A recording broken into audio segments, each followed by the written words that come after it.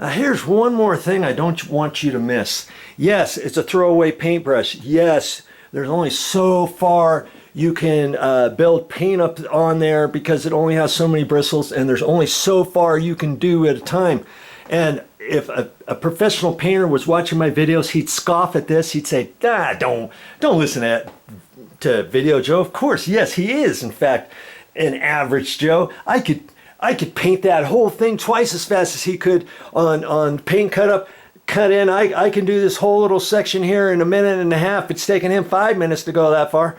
Well, hey, all fine and dandy if you're a professional painter. And here's the other thing. If you were a professional painter, or you already knew how to paint, you wouldn't be watching this video series, would you? I am showing you how to do it, and how to do it an average Joe way. How to use average Joe material, paintbrush, throwaway paintbrush you may not ever want to paint again. And you can take your time. You know why you're taking your time and you're not rushing it? Because you don't know what you're doing, or you haven't done it enough, or you're not very good at it. And if you go slow, you know you can get it covered, and you know you can do it the same way that an average Joe, I'm an average Joe. Hey, if Video Joe can do it, I can do it. And that's just how I do it.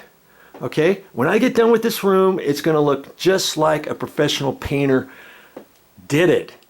But I'm saving all that money, and you are too. Remember that. Well, that's all I got for this time. But I'll be back with more videos.